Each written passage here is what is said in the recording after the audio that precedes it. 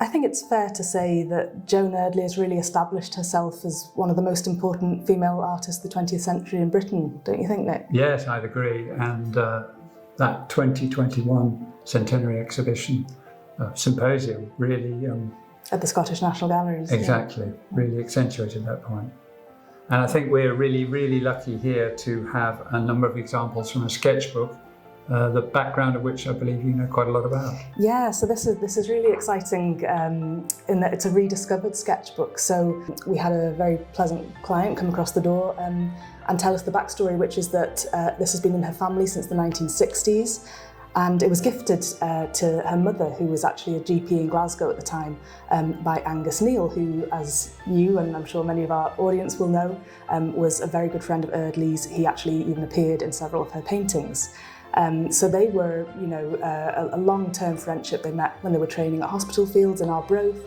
I think it was a bit of a tempestuous friendship. I think he was very volatile, and some accounts say that they even came to blows at points. But Eardley, also really believed he had a kind heart, and she looked after him to an extent, and encouraged his own art practice as well, because he was also, pretty talented artist. So after her death, he became really quite unmoored, I think, and I think had serious mental health problems. And he was getting looked after by members of the artistic community and members of the local medical community, which is where our collector comes in. So she put him up in her, I think, basement flat at the time. They looked after him, and this was among the sort of gifts he gave them, I suppose, as thanks in lieu of payment, whatever. And it's this wonderful sketchbook that's been in this family's hands, in private hands ever since then.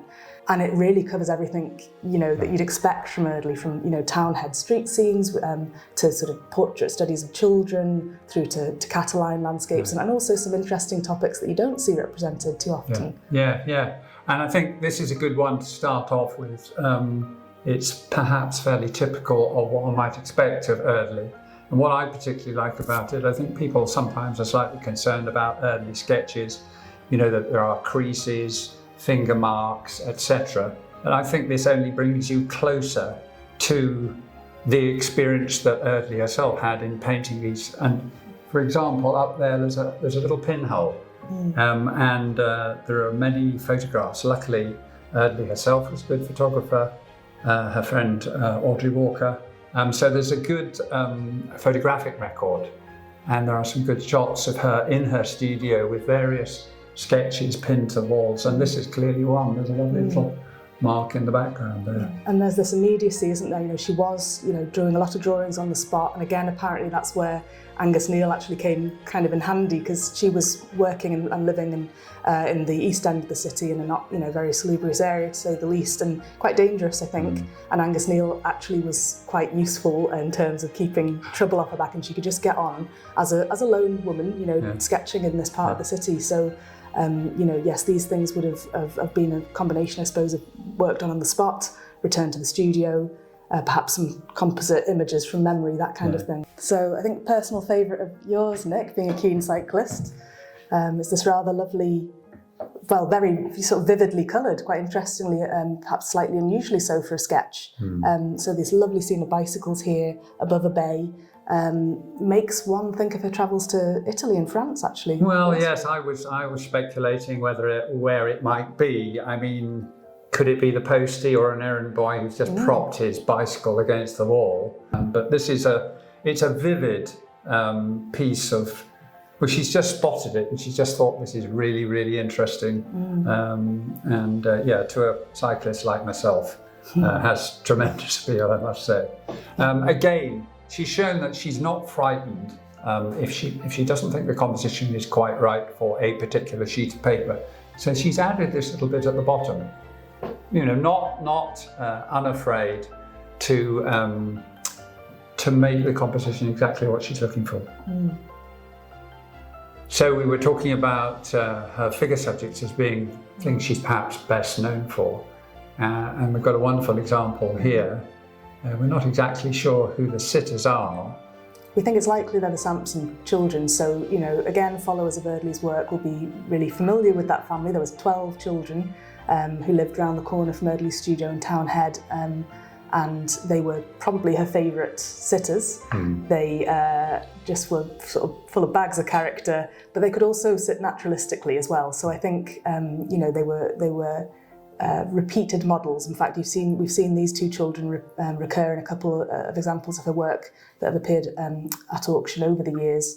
And again, I think this is just absolutely fantastic work. One of the things I particularly think means that these images are so timeless is that, this isn't the eyes of a voyeur. There's nothing sort of overly sentimental or saccharine about these things. Eardley was living among these people. She was, down to earth. They were, attracted to her kindness, her warmth. They'd be given bags of sweeties to sit in the studio. And, you mustn't forget that Townhead was apparently one of the worst slums in Europe at this point in time. These children were living in abject poverty. But there's nothing patronising about these works. They are unflinching. They're truthful, but they're compassionate as well. And I think that is something, that's the quality that was special about Joan herself, but also that's made them age so well. Yeah, I think you're right. And she's also very sophisticated, again, in the way she actually puts the compositions together. It would have been so easy for her to put the features of the girl holding her brother, almost certainly so carefully, on her lap. But she concentrates on the young brother in this bright blue sweater. And it is a characteristic of her later work. Also interesting, some of these major works, she worked on glass paper, what we know as sandpaper. It has a texture to it which allows the pastel to stick. So it makes it a kind of, you get an instant result, but you can't make any mistakes. And Eardley shows what a master she is of that particular skill. Now this work relates to Eardley's time on the Isle of Arran. So I think a lot of people are aware, obviously, the Townhead connection, latterly the Catterline and Angus connection, but she did actually create some quite formative works on Arran when she was a student. So she was invited across there by her fellow student and friend Margot Sandeman, who's also an artist, and they had a lifelong friendship. It was a very important relationship to Eardley. And these trips were totally about, companionship and art. And as I say, for that reason, they were very formative. And they used to stay on a little tabernacle, it was called, a little tiny, if you look it up online, you'll see an image of it, it's quite remarkable, little cottage that had a little lady called Jeannie as a neighbour. So this is actually a picture of Jeannie. Now this would have been from the 1940s, and it's really kind of fascinating to see that even at that early stage, she was drawn to painting maybe the more vulnerable people. She was drawn to befriending them as well. As I say, this was, her eye was one of, compassion and friendship rather than voyeurism. And the same holds out here. This is clearly little Jeannie very comfortable in her company, being painted by Eardley. You can see that straight away there. And, again, it's just these allusions to the surroundings. So the newspaper covering the drafty windows, the sort of maybe tea making. Yes, I love the walk of sugar there, which is such a telling. Well, that's it. And there's something to do with the Queen and the newspaper up there. And, it must be remembered that they're so interesting. And it's an interesting technique. So she often worked in pastel, as the last one was. And this is a mixture, I would call it mixed media. So there's gouache in there. And a great thing about it is the paint protects the paper, so it's still in lovely condition. Our final piece for you is a large oil.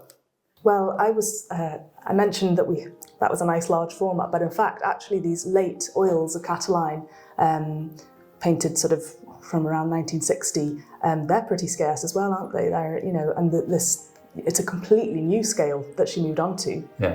Yes. I mean, I think again, what I like about these paintings is obviously you have the wonderful image, but you also have a real idea of what it was like for her to paint it.